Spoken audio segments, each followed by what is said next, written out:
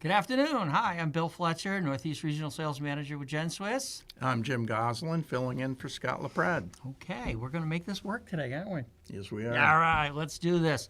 One of my favorite subject matters is broaching. GenSwiss has been in business now for about 21 years. Is that correct now? Yes, it is. Okay, and we got into the broach game rather early. And when we got into it, the broach business was... Well, it'd been around for a while in the mill and lathe situation, but we climbed into it in a very big way to get involved with Swiss applications for broaching and a little of the history and how we dug in. You know, it's kind of funny because people used to call it wobble broaching. Okay. And, the way it kind of worked was if you think about the end of the tool, it's wobbling like a coin. Sits on a desk as you start to spin it. Kind of spins a little bit. And back then there was only a couple of companies out there, and they had holders that were like this, Bill. That they were adjustable holders that were very difficult to set up on a machine. And when we got involved with it, I had worked with Tsugami, with Citizen, and Star on all the different aspects of the machine to come up with a tool holder that would be this size in comparison. What a difference between the two. This is very bulky, all kinds of adjustments, really built more for an environment of a vertical lathe mill operation as opposed to a small tool package found in a typical Swiss. So look at the difference between the two. Yeah, with this one here, I was able to have all the tools in the machine without losing a station. Okay. I had plenty of clearance. I had short shafts, long shafts, the shanks on them, so that we could get to the right length on the machine. And this was already on center line. The face of that broach was on center line, and in comparison to where you'd have to adjust it to center line with the old style. And I worked with PCM on developing this, and we started implementing them and selling them all over the country. Now basically as a non-adjustable Swiss-style rotary broach holder. Right. If you look on the diagram on the screen right now, you're going to see two distinct lines. One is the center line of the tool itself, and one is the broach center cut line. That's creating a 1 degree differential. Jim had mentioned earlier about the wobble broaching aspect. It really is off-center. So instead of turning uniformly around the back, what's actually happening is there is an offset which is actually causing the upper portion of the broach holder to spin slightly off-center, putting the pressure constantly on the outside rim. You might even say it's sort of a little bit like a biscuit cutter, that if you lay a cookie or a biscuit cutter in and you roll your wrist, the reason why you're doing that is to put even pressure in the outside to increase the shearing action. Right. So that's basically the purpose behind it, and the beauty of this is inline, non-adjustable. It's built specific to go into a Swiss environment. Makes it easy to use. Yeah, it really does. It's super in that. So it's probably a good idea to actually talk about what is rotary broaching and how does it function. We've got some really nice video that we're going to show you here of the basic operations and how you would set up a typical application. So what you're seeing on your screen right now is you're actually seeing a spot drill that's going to come in, not only spot for your drill, but create a chamfer or countersink at the top. The second operation you're seeing right now is a drill going in. It's actually going to create the initial portion of what we call a pilot hole. Third operation here is a bore bar going in and actually creating the pilot hole right to size. Being able to do that cleanly. And now, as you can see on the top, the rotary broach is now approaching the top of the countersink hole. And this is where you see that wobble effect happening. Yeah, you can see that. The sides are peeling. They're literally peeling the sidewalls down. Please note, the broach is not moving in conjunction with or in relationship to the part. It's actually shearing and pulling the material down and making the exact configuration. And as that broach comes out of the cut, it starts to spin again. Thus, the difference between the front and the back of the holder being at 1 degree, they spin independent of each other, allowing that cutting action to happen.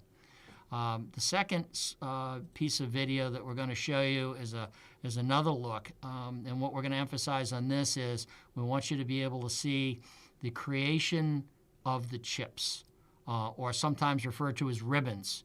Now keep in mind, Bill, this is on a mill rather than a lathe. So in a lathe, the part would be spinning and the broach tool would also be spinning. In relationship to others. But please see what we've got going here right now. We're actually creating, in this particular case in a hex, 6 independent ribbons that are actually being cut from the sidewalls and then folded over the top of each other.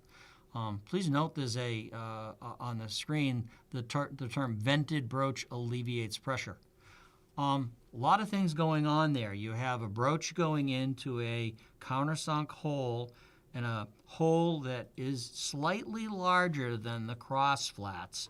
There's a lot of things going on there. So now, as you can see here, you've got your dished face, you have your venting. And what happens with the vent aspect is as the broach drives into the countersunk hole, it's going to relieve pressure. So Jim, what exactly is happening at the front end of that broach as it drives into the hole? Well, keep in mind the previous picture that we had where it showed the broach sitting at a 1-degree angle. And what that does is it tips the broach face down. So we lift that up, and the face of it is now on center line. There's a 1.5-degree angle on the broach itself, giving you a 0.5 degree clearance. And as it's wobbling in, you've got clearance. If there's pressure building up, a vented broach will, at least our vented broaches, will allow oil or air to escape down through the broach and then out the side. And that's critical because if you have and there are some people actually make a broach where the vent hole goes straight through the middle from the dish or the face of the broach right through the middle out the back. And the problem with that is there's no place for the air or fluid to go. Right, because it's actually, in most cases, it should be anyways, the back of that broach is right up against a solid backstop, blocking that hole, so now you really didn't get a whole lot of advantage, whereas ours comes out the side, truly relieving air pressure, fluids, things of that nature. So there's a really nice second clip here on the cutting of the rotary broach we'd like to show you again. What this is now showing the broach coming in from the top, and I want to emphasize how incredibly important that countersink on the top is. The countersink on the top of a rotary broach application creates a funnel. We usually recommend a 90-degree, which is 45 per side, and as that broach enters that countersink hole, one of those 6 points in a hex is going to bury itself or lock into the side. It allows for nice initial penetration. It also adds as a guiding system. It's going to force the broach towards the center and then allow it to have equal balance from all 6 points in pulling it. Now think, if you didn't have that countersink, what you'd have is kind of a skid mark as the broach begins to hit the material. So you get a little scraping on the face of that part. Would make it very difficult for one of those lead edges to get involved into the surface. Now this is an important slide as well. It's showing the clearance that you really want to have for a drilled hole in comparison to the cross flats dimension of the hex. And you can see the dotted line. That would be a pre-drilled hole being approximately 1% bigger than the cross flats dimension. And what that does is that creates an actual break. If you look at the red portion of that diagram, you can see just beyond the hole, you can actually see the points in the corners that the broach is actually going to remove. With full form rotary broaching, you always want your pilot hole to be slightly larger than your cross flat dimension. What this allows is it allows for 6, in the case of a hex, 6 independent ribbons that can flow freely. Now, you are going to find from time to time on your blueprints and drawings, there are going to be all kinds of restrictions as to how much of a witness mark, and a witness mark is what's left after you've made your broach cut of what the original drill with.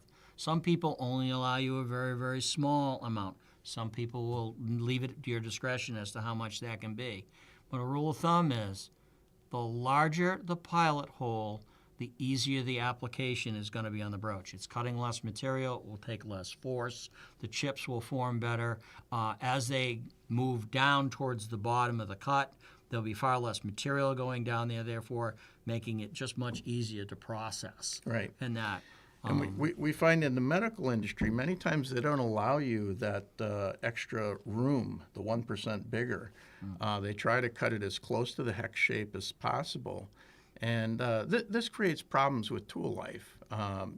You know, being able to normally, where you might see hundreds to thousands of parts per tool broach, now you may only see 60 or 70 pieces, maybe 100.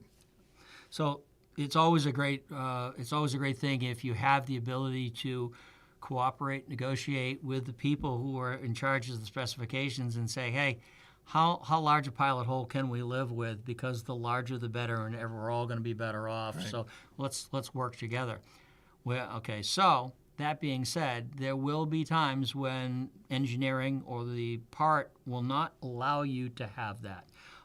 When you try to create a full form without some kind of a break in the cross flat, what you're now doing is you're cutting all 6 points in a hex, you're cutting all the flats, and there's no natural break. The problem with that is instead of the ribbons forming and folding over on top of each other, you're actually trying to compress the metal. You're trying to create an accordion situation, and that is really brutal on product quality, broach life, and sometimes it's actually impossible to do. Oh, sometimes even with a hole that's drilled deeper, once those tines begin to run into each other, sure, it'll create a flat surface, and once you've got that membrane, you can't go any deeper. That's all you got. So one way to get around that, to try to satisfy the needs of the customer with the parts and still be able to create the proper shape and hold it within spec, is to go away from what we call full form rotary broaching and go into what they call a static imprint or indexing type broach. We have an example here of a static broach holder, and it is loaded currently with what we would call a diamond or a 2-point broach. What's going to happen with this situation is this holder, which is made out of solid stainless steel material, is actually going to slide into a tool holder. There's a timing flat on the back here. This slides in. This ringed area or flange will actually come back and fit flush against the tool block. You'll then be able to lock down here on this timing flat. There will be no movement of the broach holder. Up here where your broach gets loaded in, there's also a timing flat on the broach.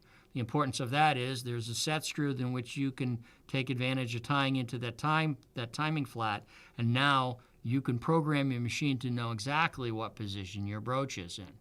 In the case of a hex, creating two ribbons at a time here, if you can see that.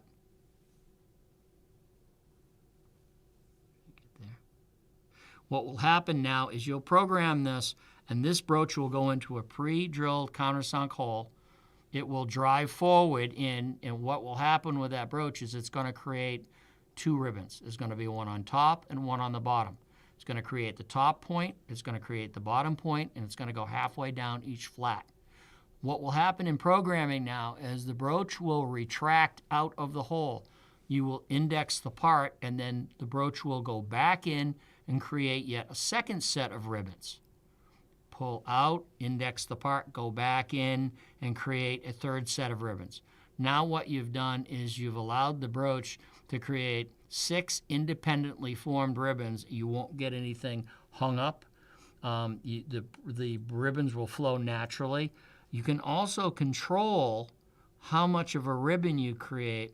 Sometimes you can actually go in, go halfway, 3/4 of the way, and then send your pilot drill back in and clean out those ribbons, and then go back in and finish. And now you're only driving a very small amount of waste material into a very restricted area. So you could call it progressive broaching. Progressive. Not liberal broaching.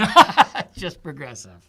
That's right. This is a very popular technique in the medical community because what they want is they want nothing left in the bottom of the cut. They want it to be as clean and neat as possible. We are talking about things like bone screws that are going to be put inside of a human body, and they don't, they just want the inside of that broached area to be as clean as possible. Now, there is another trick that you can have when you're rotary broaching, and that's at the bottom of the hole. Actually, put a groove, bore a little groove. Oh, like a sort of an undercut or a tree pan. Oh, yeah. And when the ribbons or tines get down to that bottom, they break off. And it's a great way to clean the hole out as well as keeping it chip free. Because again, what you said was when the roach reached that bottom or that undercut area, they will break free. And quite often, after the broach is removed out, if there's sufficient coolant flow or pressure in there, sometimes those chips can get literally blown out. It'll flush them out. Be able to do that as well. Yeah, absolutely. It's always nice when you see a blueprint like that and you know that whoever designed the part had a thought as to how they were going to make the part. Well, they're probably actual machinists. They might actually know what they're doing on that. So that's great.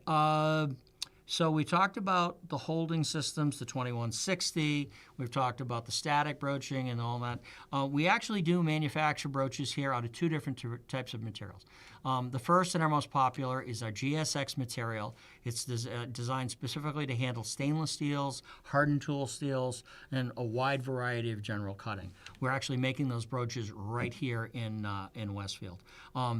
There will, however, be times when broaching is going to be done on medical-grade titaniums and other types of medical materials. In that case, we have a section option. There seems to be a love affair for some reason or other between HICO, which is 8% cobalt material, and titanium. It's true across many of the cutting tool worlds, and it's specifically a case in broaching. So we have a second option. So if you are, in fact, going to be making parts for the medical community and you're going to be involved in titanium, we actually have a second material that we would recommend. Your tool life is much better. There's a shock resistance, and it's just a much higher performer. And we can offer both of those types of programs right here. Good. Hey, Bill, what do you do when you get into other materials like stainlesses or just steel?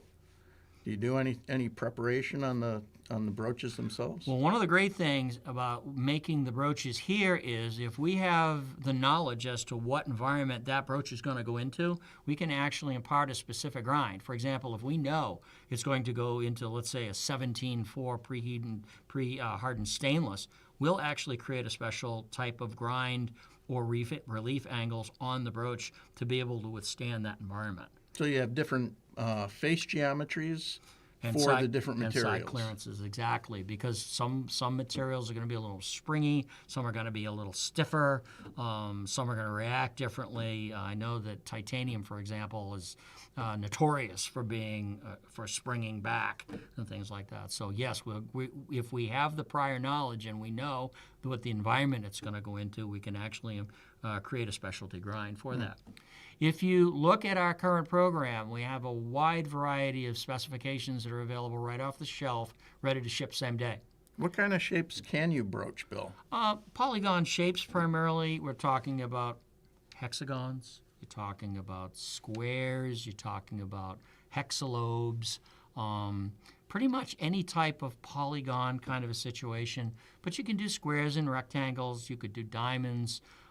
Single pointing. Keyways is another example here. This is a small keyway brooch that we actually have here. And be able to show you that this is one that will work the ID and be able to impart that and be able to cut a very small keyway or rectangular cove into a part. Being able to so that's like a single point that you would single pointing as well. Yeah. Are there any issues that occur with that, Bill? The one thing you have to be careful with, and there are some products on the market today that would advocate using a carbide insert into a tool holder and do single point or like skiving, repeated plunges. Oh, a shaping process. Exactly. And so the drawback to that is it's time consuming. There's lots of strokes involved.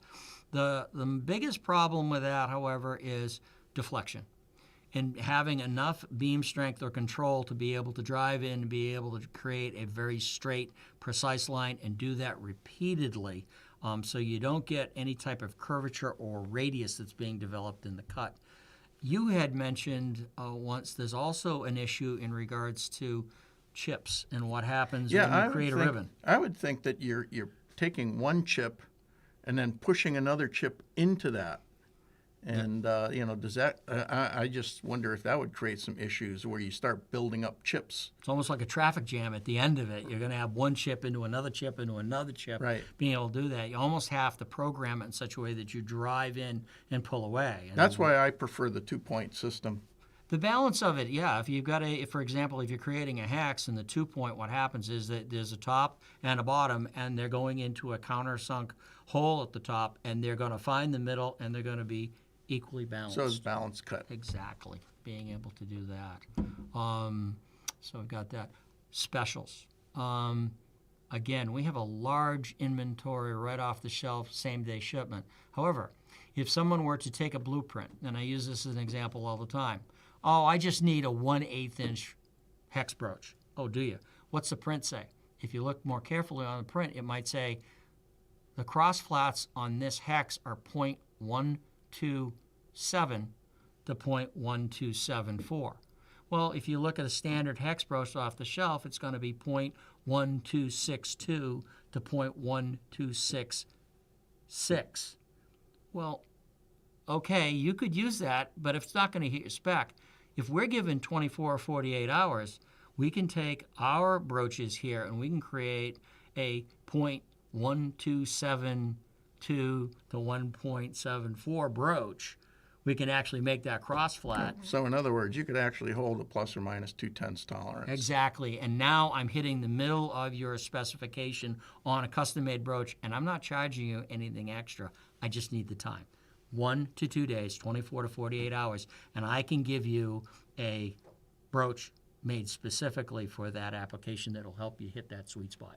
You know, one of the other things I've noticed with our guys when they're grinding, every brooch that comes off the machine, they inspect 100%. They're making, it's almost like a signature series of its own, because someone right here in the building takes an awful lot of pride in what they're making. Right. It's gonna get looked at. It's not an automated system. No. No, they're all custom and they're very, very high precision. So that's good. Technical support. Right here in Westfield, pick up the phone, call us, send us blueprint or drawings. Go on our website. Tremendous educational material and technical support there. There's a custom request form to help guide you, and if you were to go onto our website and to see that, you'd be able to use that. You can use that and call us, or you can send us blueprint or drawings and we'll assist.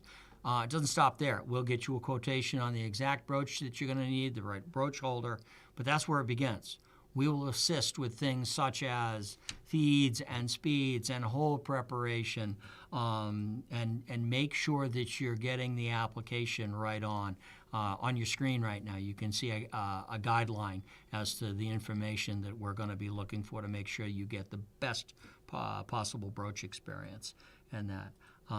We've been at this a long time, and we can help you with basically anything that you want to accomplish. And having seen so much of it, we maybe know a few tricks up our sleeves that can help you get out of a difficult situation and that sort of thing. So with that, that's the end of our presentation. Thank you for spending the time with us. Next week, same time, 4 o'clock, we've got a special presentation, same as today, on quick change tooling from GenSwiss. Looking forward to that. Hopefully Scott's going to be back next week and feeling better. Yep. And that. Thank you for taking his place today. I appreciate it. Yeah, they dug me up underneath an old Swiss machine, so. No worse for the wear. So thank you very much for your time today. I really appreciate it. And keep the coolant flowing and the chips going. Okay? Thanks.